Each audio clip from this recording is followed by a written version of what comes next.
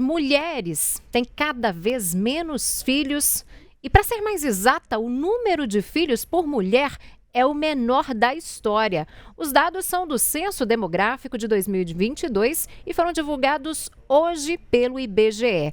A taxa de fecundidade no Brasil, que estima o número médio de filhos que uma mulher teria aí ao longo da vida reprodutiva, atingiu em 2022 o menor nível da série histórica, 1,55 filho por mulher, em meio a uma trajetória de queda mantida aí após 1960, né? Quando esse índice era de 6,28%. Gente, olha aí, a gente tem essa escala, né? A taxa de fecundidade total no Brasil a cada mulher de 1960 para cá, né? Até 2022. Ali, começando lá em 1960, 6,28, 6,28, aí em 1970, 10 anos depois, já cai para 5,76, 1980, 4,35, em 91 ali, já chega em 2,89, nos anos 2000, 2,38, em 2010, 1,90 e aí esse último dado que a gente está destacando hoje aqui, 1,55 filho por mulher, né? E outro ponto destacado também é que as brasileiras têm se tornado mães cada vez mais tarde, tendo filhos com a idade média de 28,1 anos, isso em 2022, né? Sendo que antes, lá em 2010, era de 26,8 anos. O recenseamento também indica que mais mulheres na faixa etária aí de 50 a 59 anos disseram não ter filhos. Isso representa, gente, 16,1% desse grupo em 2022, 11,8% em 2010 e quando a gente volta lá em 2000 era 10%, né? Então, a taxa de fecundidade no país está abaixo do chamado nível de reposição de 2,1 filhos por mulher. Essa, na verdade, seria a média necessária para que o tamanho da população se mantenha estável, né? No recorte por regiões, aí a gente pega o Sudeste e o Sul, tiveram os menores registros desta taxa, com 1,41 filho por mulher e 1,50 filho por mulher. Para analisarmos, então, essa situação, entender um pouco destes dados que chegaram para a gente hoje, esse resultado, né, esse levantamento foi divulgado hoje, nós vamos conversar agora com a psicóloga e professora Samara Souza. Samara, boa noite para você, seja bem-vinda aqui ao Tempo News. O que explica, já queria perguntar para você logo de início essa questão, né? O que explica esse comportamento, hein? As famílias têm cada vez menos filhos e agora um menor índice histórico também, né? Boa noite a todos. Bom, acho que é importante considerar, né, vários aspectos aí, desde o ponto de vista social, cultural, né, da década de 60 para hoje, a gente está diante de uma sociedade muito diferente, né? Do ponto de vista da, da escolaridade, né? A gente tem aí uma população feminina estudando cada vez mais, com mais acessos, com mais oportunidades de trabalho, né? Não dá para desconsiderar isso também, uma realidade da década de 60 para essa, né? As mulheres estão muito mais inseridas no mercado de trabalho. Então, eu acredito que todos esses elementos eles contribuam significativamente para a gente poder pensar aí nessa redução da taxa de natalidade, né, que tem sido observada hoje. Agora, outro ponto, Samara, condições. A sociedade, querendo ou não, ela impõe um certo peso ali para a mulher, uma cobrança, né, em relação à maternidade e tudo mais. Isso também, de certa forma, pode trazer um questionamento a mais da mulher em querer adiar ou mesmo essa decisão de não ter filho, essa cobrança, esse peso, essa responsabilidade toda que acaba ficando mais em cima da mulher? Uhum. Sem dúvida, né, nós temos aí uma sociedade conhecida, né, como o cuidado ainda muito acoplado ao feminino, né. Não só o cuidado relacionado à questão da maternidade, né, mas cuidado de maneira geral, que fica nessa centralidade feminina, né. Então, quando a gente está aí diante de uma realidade em que as mulheres elas estão cada vez mais autônomas, ocupando os espaços de trabalho, tendo aí uma escolaridade maior, né, conseguindo, gerir de uma maneira muito mais autônoma a vida, entendendo que o exercício da maternidade ele sobrecarrega, eh, sem dúvida a escolha, né, vai ser influenciada por essa possibilidade de uma sobrecarga, no sentido, né, de mais um trabalho a ser exercido, né, e entendendo que é um marcador bem importante o cuidado feminino, né. Ainda não temos equidade, do ponto de vista do cuidado, né, tanto materno quanto em outros aspectos. Agora, quando a gente analisa esse levantamento divulgado hoje aí pelo IBGE, a gente até trouxe aqui esses dados, as regiões sul e sudeste, né, menos mulheres com filhos, né, de acordo com esses índices trazidos. Tem uma explicação para essa questão, por essas regiões se destacarem mais aí em relação a mulheres com menos filhos, Samara? Quando fazemos uma avaliação, do contexto, né, da realidade social das regiões do Brasil, a região sul e sudeste ela né, são as regiões mais desenvolvidas e, consequentemente, regiões em que a gente tem aí um índice de escolaridade, né, então, eh é de se esperar, né, que acoplado, né, pensando que se a escolaridade ela é uma consequência, que tem se apresentado aí nas pesquisas, né, o maior índice de escolaridade como algo que influencia aí na escolha da maternidade, e são as regiões que têm aí um maior nível de escolaridade, então né, consequência um pouco desse contexto social que essas regiões, possuem, né, um reflexo do contexto, entendo dessa forma. Agora, pelo que você conversa aí, com certeza em consultório, que você já atende, já ouviu de mulheres, né?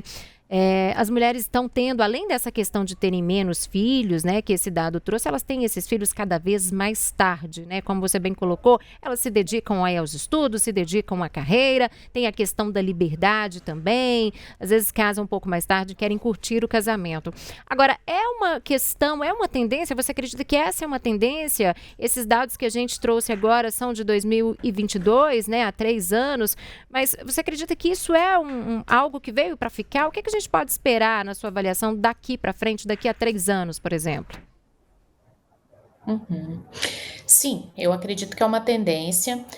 O Brasil hoje está apresentando alguns dados, né, muito semelhantes ao que a gente já observou em países, desenvolvidos, né, então essa, inversão, né, da manutenção aí da taxa da população, né, ela é uma característica que é bastante observada em outros países em que esses fatores, né, de, acessos, eles já era observado anteriormente, né. Então, o que eu observo na prática também, dentro, né, do contexto clínico, é que essa característica ela tem sido aí, né, posta como um questionamento bem presente para as mulheres, né. E pensando num público, né, até nessa faixa etária em que as questões de trabalho, as questões, de possibilidades de estudo, de formação, estão sempre aí, muito em voga, né, a escolha pela maternidade ela acaba sendo acredito sim que é uma tendência e que a gente tem aí cada vez mais se aproximado de taxas muito próximas a países, né, a outros países, como a gente já viu em outros momentos da história. Que leitura que você faz? Outra questão, outro ponto desse levantamento em relação às mulheres brancas, né? Mulheres brancas têm tido menos filhos que mulheres pretas, né? Você falava agora há pouco dessa relação, da questão da escolaridade, do acesso ao trabalho. A gente parte essa análise para essa questão também, no seu ponto de vista? Sim, para a gente poder pensar, né, nessa análise, trabalhamos com conceito, né, pensando na questão da interseccionalidade, que são questões de classe, de raça, que atravessam, né, aí, as realidades, os acessos eles são diferentes, né, tanto que ao nos debruçarmos sobre a pesquisa do IBGE, né, nós podemos observar que tem ali algumas características, alguns marcadores que trazem essa diferenciação, né, do índice, dos números de filhos, pensando em mulheres brancas, pretas, pardas, indígenas. Então, o contexto ele vai dizer muito disso, né, as possibilidades de acesso, e aí a gente está diante de um país, né, em que a gente ainda tem um marcador racial muito forte e que os acessos eles são diferentes, né? Então, sem dúvida alguma, esse é um marcador que influencia, né, a diferença que é apresentada pela pesquisa nessa taxa, né, menor de natalidade entre as mulheres brancas, né, que em geral são as que a gente pode pensar aí que têm mais acesso à escolaridade, né, não generalizando, mas entendendo aí esse recorte racista que a gente, né, ainda vive na sociedade. Agora, para fechar nossa conversa, Samara, eu até disse ali antes de começarmos, né, a conversa sobre o assunto, a taxa de fecundidade no Brasil está bem abaixo do que a gente chama aí de nível de reposição, né, que seria de 2,1 filhos por mulher. Essa média seria necessária, né, para que o tamanho da população se mantenha estável. E aí, com esses dados, a gente pode analisar que a população ela vai ficando cada vez mais velha, né? O que, na sua opinião, pode ser feito em relação a isso? Será que é necessário que o país crie-se políticas para incentivar aí as famílias a terem mais filhos, a exemplo de que acontece em outros países? Uhum. É, bom, se a gente analisar o contexto, né, e tudo que a gente já debateu um pouco aqui, né, pensando nessas, no quais são os motivos que trazem aí, né, a escolha pela maternidade cada vez mais tardia e, inclusive, a não escolha pela maternidade, reflexo dos números, né, que tem diminuído bastante.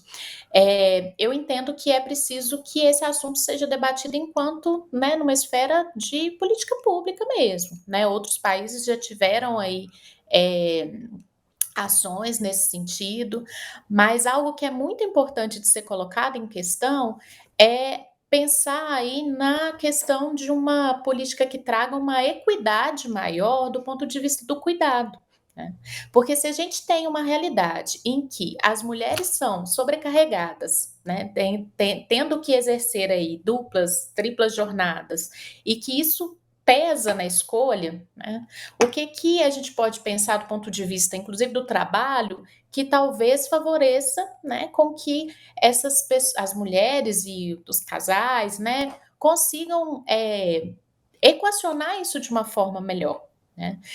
Hoje em dia tem sido bastante debatido essa questão de legislações em que tragam aí, por exemplo, uma licença paternidade que seja efetiva quando a gente pensa no cuidado, né? Porque uma licença paternidade mínima, como nós temos hoje, né, ela vai acabar influenciando no exercício do cuidado feminino muito maior, né? Então, políticas públicas voltadas para pensar, né, nesse cuidado como um cuidado que ele é familiar, né, sem dúvida vai influenciar aí nessa possibilidade de uma discussão, né, em outros termos do que pode ser pensada aí enquanto a questão reprodutiva, né? Alguns autores, inclusive, discutem muito que a reprodução, né, ela é um trabalho, né? A sociedade ela se recicla por meio da atividade reprodutiva. Então, colocar isso como uma questão é uma necessidade de ser debatida enquanto política pública, enquanto questões, né, aí a serem discutidas dentro de uma esfera mais governamental também. Tá certo. Samara, muito obrigada, viu, por ter atendido nosso chamado, por nos ajudar aí a analisar esses dados divulgados hoje pelo IBGE. Muito obrigada e uma ótima noite para você. Por nada, boa noite.